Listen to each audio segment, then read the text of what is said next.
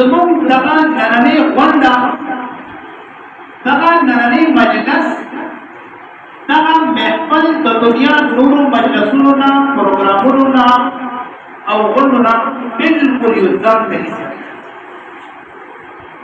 دا هغه مجلس دی چې د دې مجلس کې زمون شرکت سراسره د الله مقدس مخلوق فرشتے هم پکې شرکت کوي. ټول سبحان دا هغه محفل دی چې دې د ناستو خلکو ټولې دورانې الله قبلوي،